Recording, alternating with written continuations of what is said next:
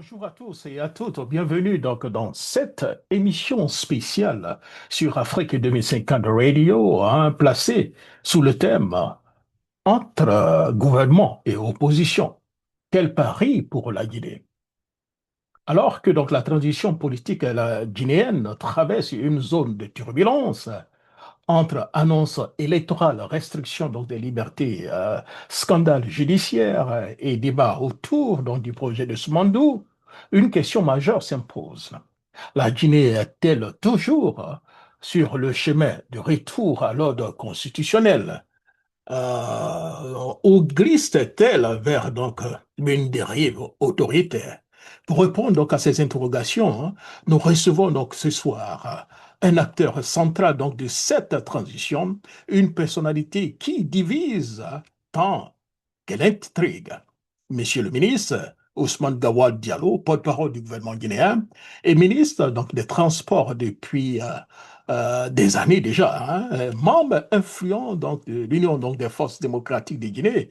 Il a récemment été donc intégré par la justice dans son parti après donc avoir été exclu pour participation donc au gouvernement sous l'autorité du général Doumbia.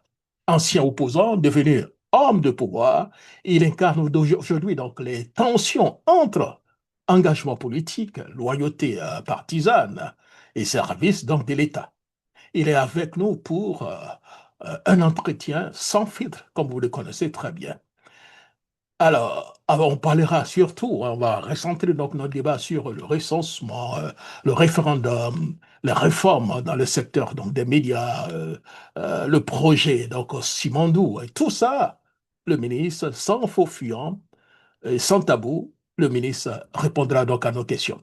Il est donc en ligne et nous allons le rapidement, donc depuis qu'on a créé. Avec lui, nous allons faire un peu le tour de l'actualité au niveau donc, de la Guinée, parler surtout du référendum, de la réforme et le projet donc de Simandou. Alors, on va aller très rapidement, monsieur le ministre. Comment allez-vous? Oui, très bien. Donc, Jacques, après plusieurs sans échanger quasiment sur ton média, merci aussi de l'invitation. Et donc, c'est tout heureux que je prends la parole. Merci beaucoup, Monsieur le ministre. Tout le plaisir est pour nous et surtout félicitations pour le travail énorme que vous faites au niveau donc de la Guinée. Même si jusqu'à présent, peut-être les uns et les autres ne reconnaissent pas, je sais qu'il y a beaucoup qui reconnaissent, mais si ceux qui ne reconnaissent pas auront vraiment le temps donc d'apprécier à sa juste valeur le travail colossal que vous faites pour unir, j'allais dire, tous vos compatriotes, Monsieur le ministre. Effectivement, le changement notables qui ont été enregistrés dans quasiment tous les secteurs en Guinée depuis le 5 septembre 2021. Je vais citer pêle-mêle. Après le 5 septembre, quand moi je suis arrivé en responsabilité au niveau du ministère de l'Urbanisme et de l'Habitat, à Conakry, tu ne pouvais pas faire 1 kilomètre sans trouver des nids de il y avait des crevasses, l'eau stagnait sur toute la voirie à Conakry, un peu partout. Aujourd'hui, ça, c'est un lointain souvenir. Il n'y a plus aucun nid de poule à Conakry de kilomètre 36 à la capitale, à Kaloum. Et ça, c'est quelque chose qu'on peut vérifier. Je parle de l'éclairage public. Il n'y avait quasiment zéro éclairage public à Conakry. Aujourd'hui, l'éclairage public part de Conakry à Koya et de Conakry à Dubreka et la ville de Conakry est éclairée. De ce point de vue-là, la voirie est éclairée, c'est quelque chose d'important. Donc, il y a eu des réparations sur plus de 250 km dans Conakry et aussi l'éclairage de la voirie est quelque chose d'effectif. Ça veut dire qu'il est très agréable de circuler la nuit dans les rues de Conakry, qui ne sont pas enfermées dans une enveloppe d'obscurité. Et puis, sur le plan institutionnel, il y a eu ce recrutement massif de près de 10 000 de nos compatriotes comme fonctionnaires, quelque chose qui n'était jamais arrivé depuis les années 80. C'est là, ce qui a permis ça, c'est une double action. Premièrement, la mise à la retraite des compatriotes qui étaient en âge de faire valoir leur droit à la retraite. Et cela a été aussi rendu possible par une révalorisation substantielle de l'indice de la retraite. Ça veut dire qu'aujourd'hui, un retraité guinéen gagne visiblement mieux que ce que leurs frères ont eu dans les années antérieures. Donc, une prise en charge de cela, et puis aussi une révalorisation des salaires hein, des hauts cadres de la fonction publique qui partent aujourd'hui de 5 000 à 2 200 euros par mois, ce qui a permis d'attirer dans l'administration publique beaucoup de nos compatriotes, des hauts potentiels en termes de compétences, qui sont venus occuper des postes de responsabilité dans l'administration. Cela va, dans les années à venir, se sentir avec une meilleure qualification de l'État.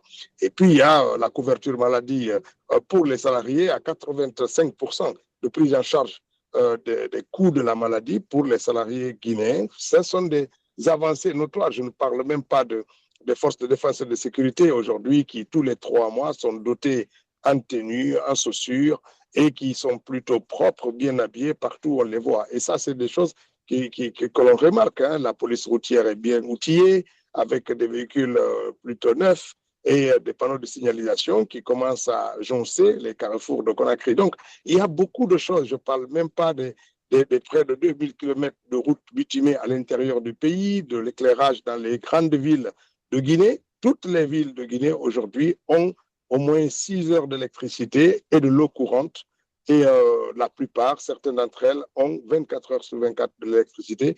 Donc, ce sont des progrès qui ont été enclenchés dans notre pays depuis le 5 septembre. Donc, beaucoup de choses ont été faites et il y a encore immensément de défis hein, à faire. C'est un pays qui part de loin, mais la volonté est implacable, faire en sorte que les Guinéens profitent de des immenses ressources naturelles que gorge notre sous-sol et de faire en sorte que tout ça se passe dans un esprit de recréation, de reconstruction, du vivre ensemble et de l'esprit de citoyenneté quoi, dans notre pays. Donc, comme vous le voyez, hein, M. Roger, beaucoup de choses ont été faites, mais il y a encore beaucoup de choses à améliorer et la détermination est intacte.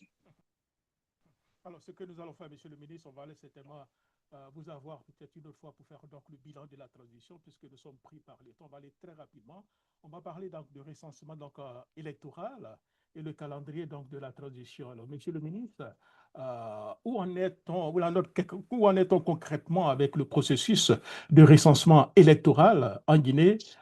Est-il techniquement et j'allais dire politiquement crédible à ce stade de la transition? Nous ne faisons pas un recensement électoral. Ce que nous faisons, c'est un recensement général hein, de la population quasiment, avec l'objectif d'élaborer un fichier d'état civil. Cela concerne tous nos compatriotes âgés de 10 ans et plus. Ça, c'est quelque chose de fondamental. On n'est pas en train de recenser que les gens qui ont 18 ans et plus pour constituer la base électorale, mais les Guinéens dans leur ensemble à partir de 10 ans. Pourquoi 10 ans? Parce que la loi en République de Guinée interdit de prendre les paramètres biométriques d'un enfant de moins de 10 ans. Donc, c'est pour ça qu'on limite à cet âge-là. Ensuite, c'est un fichier permanent. Ce n'est pas parce qu'on a commencé l'enrôlement et qui va se terminer vers le 20 juin qu'il va être clôturé. Sauf que les lieux d'enrôlement vont changer. Désormais, après le 20 juin, pour s'enrôler à l'étranger, il faut systématiquement aller au consulat. Pour s'enrôler dans les pays, un pays, il faut aller dans les mairies pour se faire enregistrer ce fichier, parce que chaque année, on aura des enfants de 10 ans et plus, on aura des compatriotes qui n'étaient pas enrôlés, qui vont vouloir s'enrôler. Ça veut dire qu'on va mettre en place un fichier d'état civil permanent. Ça, c'est une avancée majeure. Maintenant, chaque année, sur la base de ce fichier, on va extraire ceux qui peuvent voter, 18 ans et plus, et auxquels on va donner des cartes d'électeurs pour encourager cette opération, pour encourager les Guinéens à s'enrôler. Le président de la République a décidé de faire gratuit l'obtention de la carte d'identité nationale, ce qui est une première en Afrique, où la carte d'identité nationale coûte généralement cher, mais le président a décidé que cette carte d'identité est gratuite pour encourager aussi nos compatriotes à venir se faire enrôler. Et comme je sais que vous avez un auditoire conséquent aux États-Unis, nous invitons par la même occasion tous nos compatriotes qui sont aux États-Unis de se mobiliser pour se faire enrôler. C'est une fois dans la base de données, une fois enrôlé, que vous pouvez faire valoir votre droit de citoyen guinéen. Et c'est fondamental. Donc, nous les invitons, au-delà de tout ce qu'on peut imaginer, de se faire enregistrer, de se faire enrôler. C'est comme ça que l'on construit petit à petit des outils efficaces pour notre identité, pour notre fichier électoral, pour permettre à l'État aussi de savoir où sont les bassins des Guinéens pour offrir les services publics à nos compatriotes.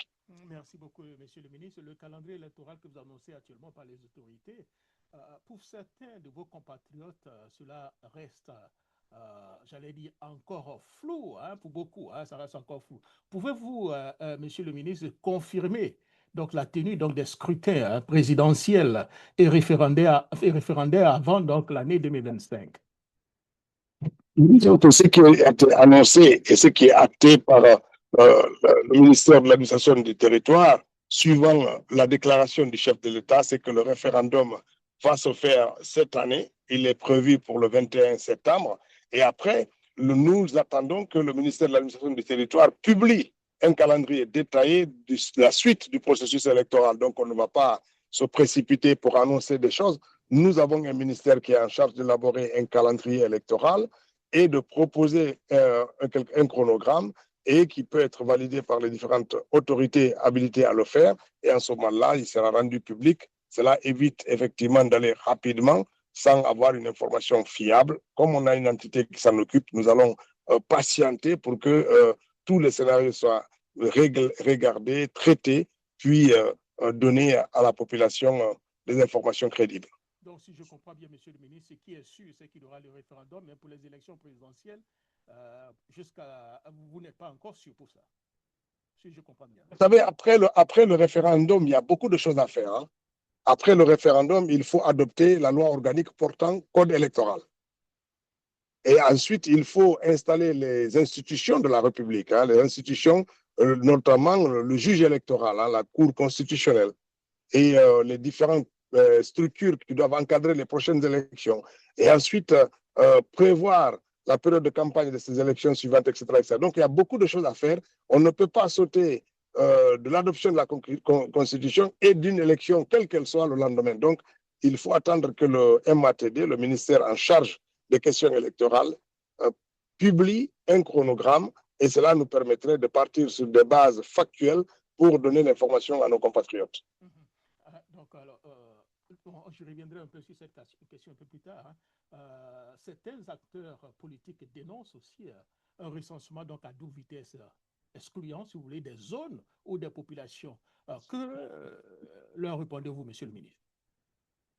Cela ne repose pas sur des fondements crédibles, hein, ça reste de la spéculation qui est aujourd'hui un registre que certains de nos compatriotes politiciens utilisent pour créer le doute sur ce qui est en train d'être fait, mais ce type d'observations ne sont étayées nulle part dans le pays. Le processus se déroule, il y a eu quelques difficultés de démarrage par-ci et par-là, mais sans que cela ne soit géographiquement marqué sur un territoire, sur l'ensemble du pays. On a eu quelquefois des machines qui étaient défectueuses, où les utilisateurs ne savaient pas vraiment comment tout marche. On a eu quelques difficultés au démarrage. C'est ce qui a d'ailleurs justifié que l'on rallonge un peu les délais de 2 semaines parce qu'on considère qu'on a perdu quelques périodes pendant la phase cruciale de l'enrôlement. Et puis voilà, et puis le succès que cela a rencontré aussi, nous avons déjà une très bonne couverture d'enrôlement et nous espérons qu'il y aura une très grande mobilisation de nos compatriotes vivant à l'étranger. Et si c'était nécessaire, il n'y avait rien qui pouvait empêcher qu'on prolongeât les délais pour permettre à tous les Guinéens, et ça c'est la volonté du chef de l'État, d'être enrôlés et de pouvoir jouir pleinement de leur citoyenneté guinéenne. Et donc c'est l'essentiel. Pour le reste, comme c'est des fichiers permanents, personne ne va être exclu. Ça veut dire quoi? Ça veut dire si vous n'êtes pas enrôlé pour X, Y raison aujourd'hui, les pages d'enrôlement seront ouvertes dans toutes les communes du pays et dans les consulats à l'étranger pour permettre aux Guinéens, aux retardataires, aux gens qui ne sont pas contents aujourd'hui, qui reviendront demain, etc., de se faire enrôler pour jouir pleinement de leurs droits de citoyens guinéens. Alors, la transition était censée être brève, Monsieur le ministre. Là, nous allons maintenant au-delà de 3 ou 4 ans. Hein. Alors, quelle est votre réponse à ceux qui y voient une tentative déguisée de prolonger donc la transition ou de légitimer donc une nouvelle architecture institutionnelle favorable à l'exécutif actuel? Il y a un certain nombre de nos compatriotes estiment que la transition, c'était OK, les militaires, vous venez, vous faites un tour de piste pendant 3 semaines, et mois, 6 mois, et puis vous partez, vous nous laissez. Nous estimons que fondamentalement, que la transition a plusieurs vocations. Et cela a été annoncé dès le début. La refondation de l'État et la rectification institutionnelle. Ce ne sont pas des mots simplement. Ça veut dire quoi? Ça veut dire redonner à l'État sa pleine dimension dans le pays, aussi bien dans le côté régalien, donc réglementation et exigence d'application de la loi, que dans son côté protecteur pour donner ses services à nos compatriotes. Et puis la rectification institutionnelle procède aussi d'une rationalisation de l'organisation de l'État et de la fonction publique. C'est quelque chose qui est important, ça va. L'État doit être partout présent par la loi, mais aussi par sa générosité. Donc tout ça procède du temps. Et puis, quand on arrive, on émet des intentions. Mais après l'exercice du pouvoir, la réalité des choses montre la profondeur du désastre dont on a hérité et la responsabilité voudrait qu'on continue pour que ce pays retrouve retombe sur ses pieds et que les Guinéens puissent profiter pleinement de sa richesse, de la générosité de ses fils et filles. Donc, c'est quelque chose qui est fondamental. Donc, notre transition, comme les gens voient, elle insuffle aussi du progrès. Ce n'est pas une transition, comme j'allais le dire, pour venir simplement faire un tour depuis c'est partir. Elle veut marquer durablement la construction des fondamentaux pour notre pays, le baptême pour notre soubassement solide, le soubassement de la nation, pour que les Guinéens acceptent leur histoire, acceptent le vivre ensemble et se développent et que la fraternité prenne un sens nouveau dans nos rapports entre Guinéens. Et c'est fondamental. Dans l'opposition, monsieur le ministre, vous avez beaucoup critiqué, donc parlé beaucoup de transparence. Vous avez aussi aujourd'hui l'assurance que toutes les conditions démocratiques, j'allais dire, inclusivité, transparence, liberté d'expression, seront donc réunies, monsieur le ministre, pour ce référendum. Non seulement c'est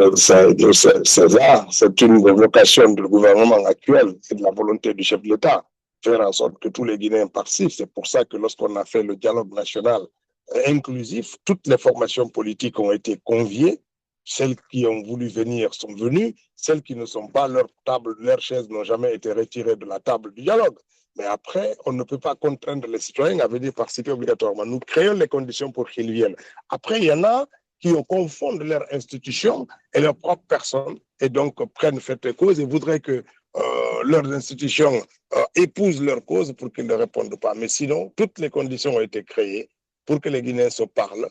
Il y en a qui sont en retard, mais la main tendue reste ouverte pour faire en sorte que l'on continue de parler, puisque le dialogue dans une nation, c'est quelque chose de permanent. Et puis la transparence. Nous invitons les uns et les autres à regarder, vous voyez la redevabilité, hein, nous organisons régulièrement des séances d'explication des membres du gouvernement sur l'utilisation des ressources publiques. Et puis vous voyez la force avec laquelle le chef de l'État lutte contre la corruption, avec toute cette rectification qu'il y a dans le monde minier, et puis les cadres, les fonctionnaires, les ministres qui sont suspects de quelque chose sont rapidement mis à disposition de l'appareil judiciaire pour que la lumière soit faite. Donc il y a une volonté nette d'apporter un changement qualitatif aussi bien dans l'appareil judiciaire que dans l'exercice de la transparence aux Guinéens, parce qu'après tout, c'est à eux que nous devons tout ce que nous faisons pour le pays.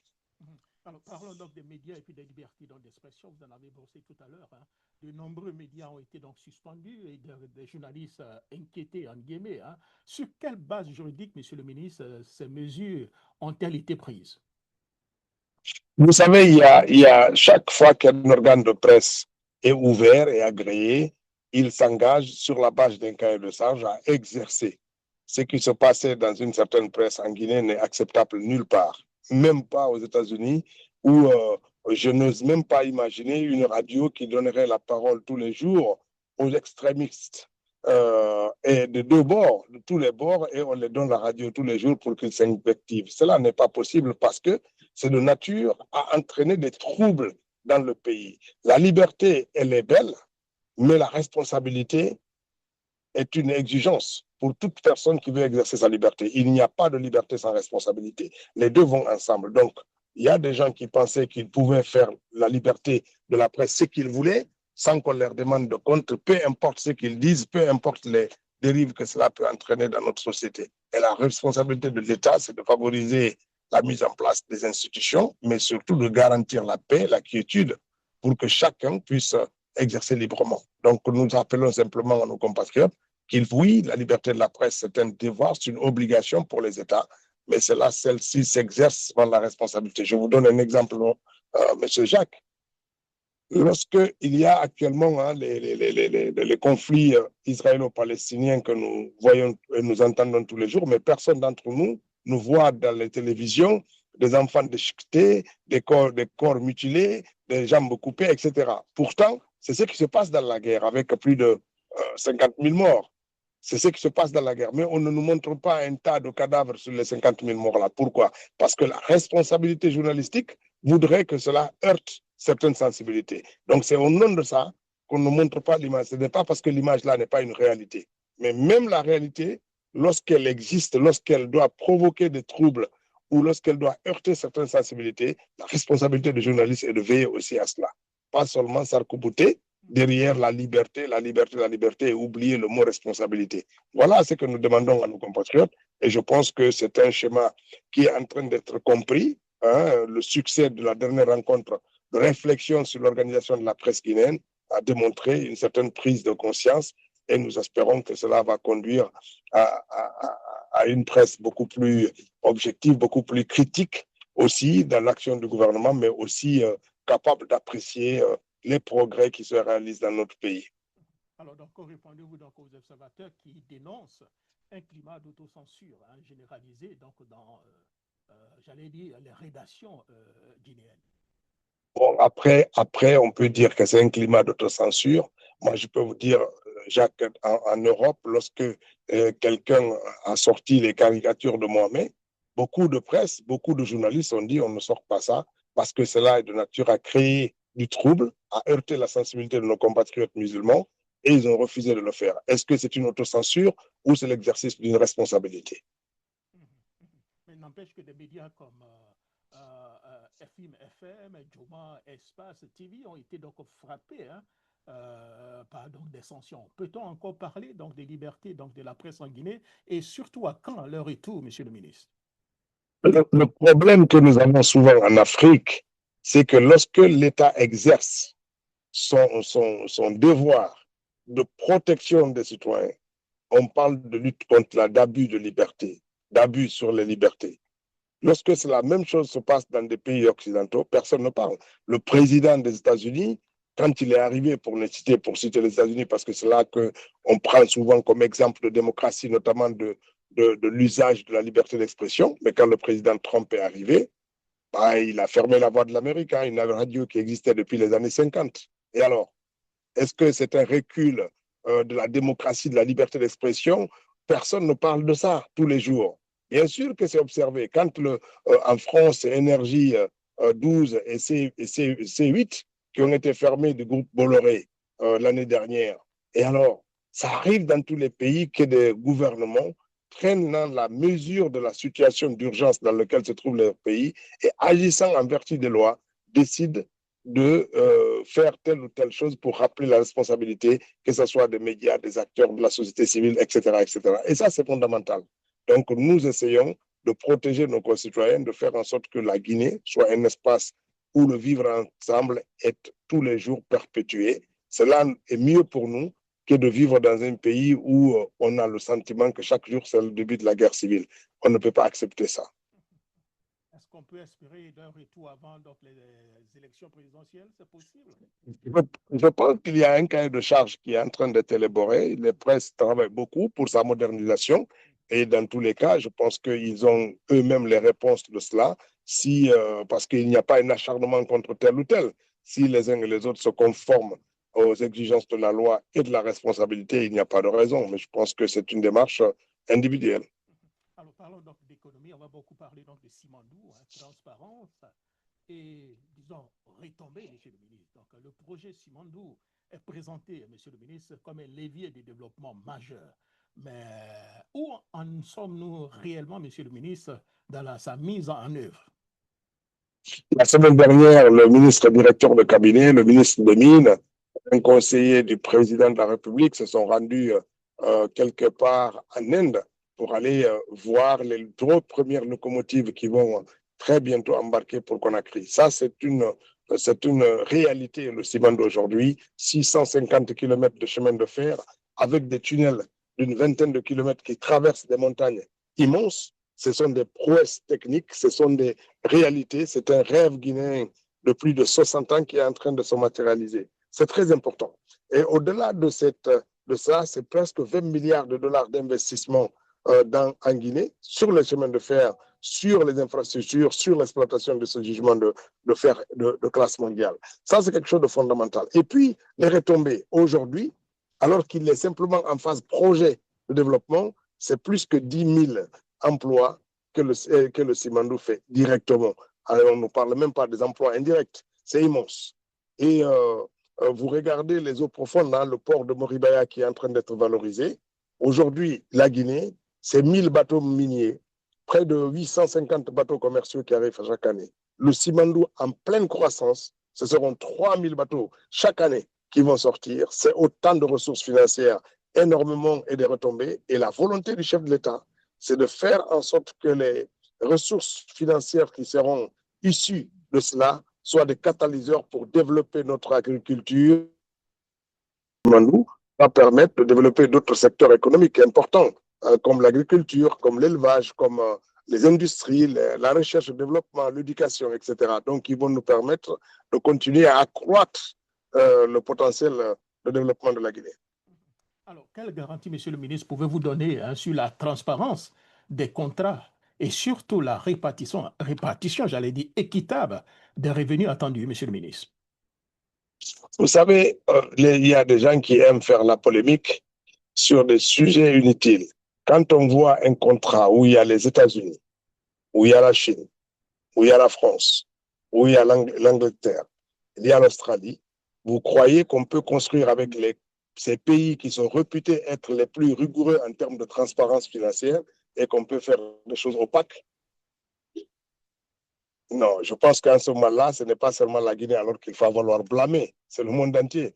Vous croyez que les États-Unis, une entreprise a la possibilité de faire des contrats comme ça alors qu'elle sait qu'elle peut être poursuivie, y compris aux États-Unis, s'il y avait des manquements à la législation en termes de transparence et d'équité et d'éthique?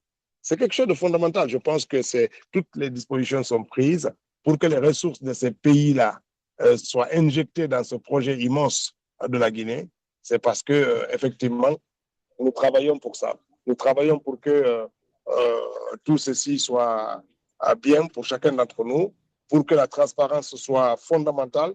Tout ceci existe, les documents sont disponibles, mais les gens croient que la transparence, c'est de prendre tout et d'exhiber sur les réseaux sociaux. Ce n'est pas comme ça que ça se passe. Je pense que ceux qui sont intéressés sur le sujet savent parfaitement comment y accéder aux documents. Les réseaux sociaux, ce ne sont pas les meilleurs lieux où on parlera où on va montrer cette transparence-là.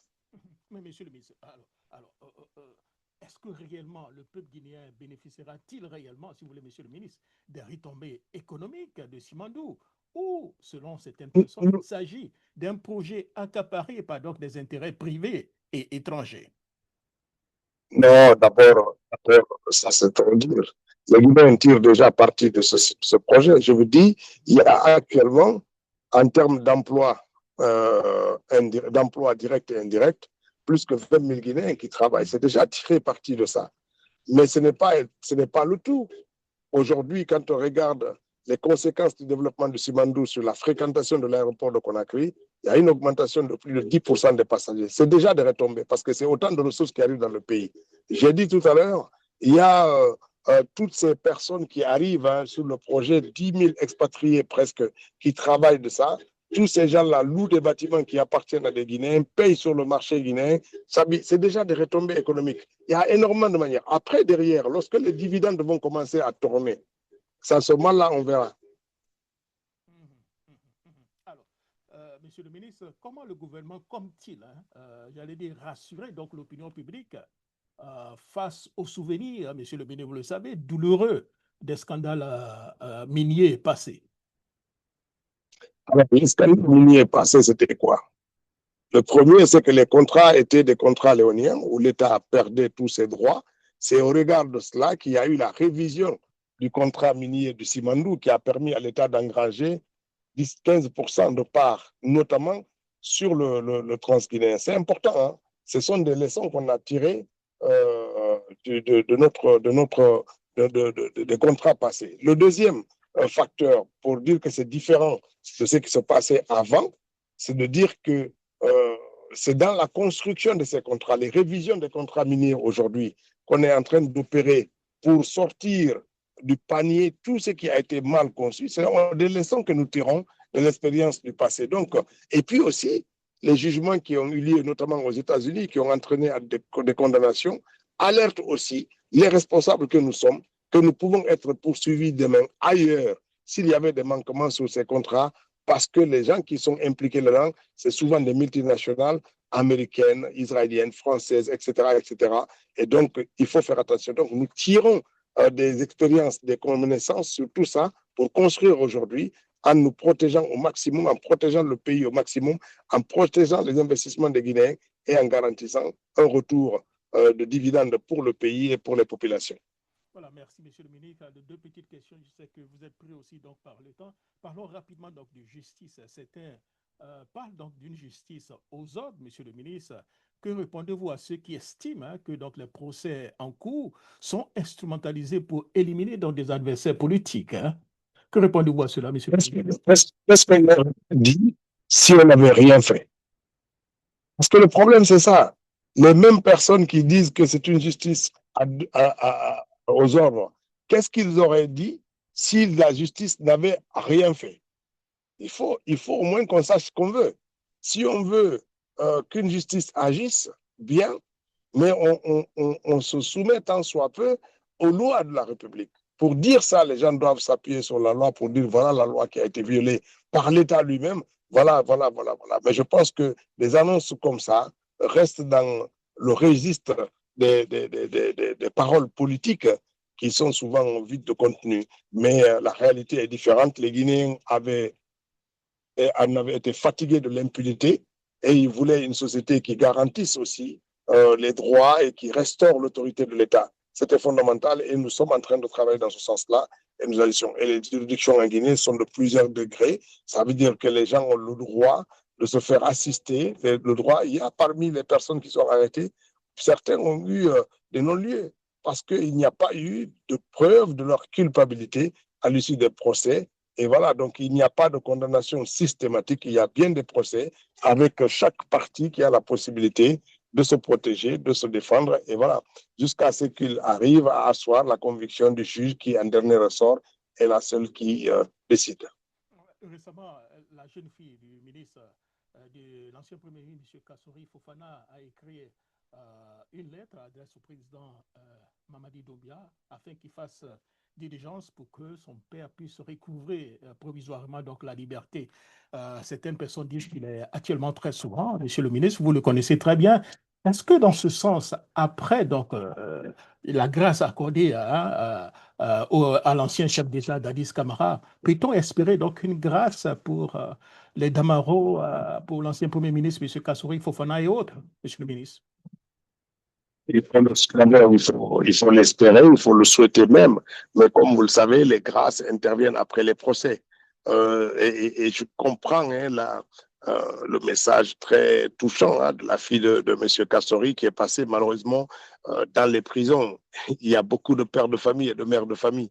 Et je pense qu'on comprend la douleur de la famille, mais il faut que l'appareil judiciaire, lorsque l'appareil passe, à ce moment-là, simplement, on peut parler de la clémence de l'État, du chef de l'État et des possibilités de grâce. Mais à l'état actuel où le jugement n'est pas terminé, il est difficile d'interrompre le processus de jugement pour déclarer une grâce quelconque. Donc, c'est difficile dans ce cadre-là de voir. Maintenant, il faut espérer que tout ça aille très vite et que chacun puisse être situé et ensuite que l'on passe à d'autres étapes. Merci beaucoup, Monsieur le ministre, porte-parole du gouvernement, d'avoir accepté donc notre invitation. Alors, avant de vous laisser partir, je vais vous laisser vous adresser à vos compatriotes. Donc, le mot d'espoir pour vos compatriotes qui vous écoutent en ce moment, pour surtout certains de l'opposition qui sont de plus en plus sceptiques. Mais avant, certainement, de répondre, mot de fin, Monsieur le ministre, rapidement, parlons de vous, de votre parti politique, l'UFDG. Vous avez été récemment, on vous a garanti, comme on l'a dit, donné la possibilité de participer donc aux réunions, dans votre parti politique après votre exclusion. Comment vous avez accueilli cette décision? Qu'est-ce que vous allez faire avant votre mot de fin? C'est ça l'une des grandes contradictions. toutes ces personnes qui aiment parler de droit, de liberté, de justice, de démocratie, lorsqu'il s'agit de l'exercer dans les formations politiques, ils ne veulent pas en entendre parler. Sinon, nous avons demandé un droit de participer, conformément à nos statuts, à notre règlement intérieur, au débat dans le parti, à la compétition dans le parti et laisser les personnes habilitées à décider si nous devons assumer des responsabilités ou non. Mais ils ne veulent pas l'entendre ainsi et c'est les mêmes qui crient tous les matins nous voulons la démocratie, nous voulons les droits de l'homme, nous voulons ceci et ils ne veulent la garantir pour personne, eux, lorsqu'ils sont en possibilité. C'est ce que la justice est venue les rappeler. Donc nous sommes sereins, nous se préparons tranquillement ce congrès, on y prendra part, on participera à la construction. Ça veut dire quoi? Ce n'est pas l'équipe à mes adversaires politiques qui vont organiser, ce sera une équipe conjointe qui sera mise en place, un cadre conjoint où les éléments d'Ousmane Gawal participeront avec les éléments des autres candidats et on va mettre en place un cadre électoral organisé très bien s'ils veulent qu'on avance cela. Autrement, la loi les contraindra à passer par ces dispositions qui sont mentionnées noir et blanc dans nos textes, dans notre règlement intérieur et dans nos statuts. Donc nous allons agir conformément à cela pour que notre pays continue son bonhomme de chemin. Le parti, quant à lui, il traverse une des crises majeures parce que vous avez un leader qui ne peut plus s'assumer et puis vous avez des gens qui pensent qu'il peut toujours continuer à rêver pour le porter là où lui-même il ne souhaite plus aller pour lui-même. Donc, mais nous travaillons tranquillement à la base, malgré toutes les attaques dont nous faisons l'objet, quelquefois des injures, de tout ça. Nous le regardons tout ça avec beaucoup de distance parce qu'il faut que la Guinée continue, la Guinée évolue. Il faut aussi compter sur ces gens qui souvent sont en retard en termes de compréhension des enjeux politiques. Votre mot d'espoir maintenant, Monsieur le ministre. Disons que nous invitons nos compatriotes à se mobiliser massivement pour se faire enrôler.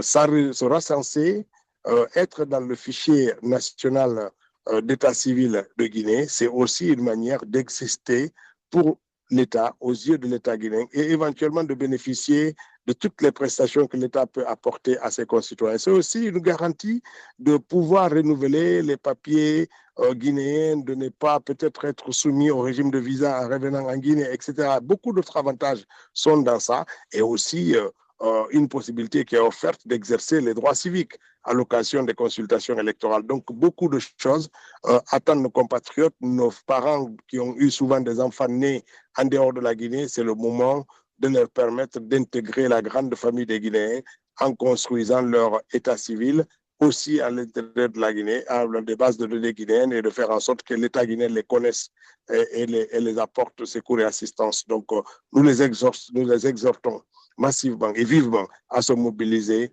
pour que ce recensement des Guinéens de l'étranger puisse nous permettre de connaître enfin combien nous sommes de Guinéens en Guinée et à travers le monde. Merci beaucoup, Monsieur le ministre, et surtout portez-vous bien. Hein? Au revoir. Merci beaucoup. Merci Jacques. Voilà, alors nous étions donc en direct avec le ministre de la communication, hein, porte-parole donc voilà, porte-parole du gouvernement de Guinée, Monsieur Ousmane Gawal Diallo. Et rendez-vous pour notre émission une autre fois. Ceux qui nous suivent, alors stay tuned, hein, on aura la possibilité d'avoir d'autres invités un peu plus tard. Au revoir.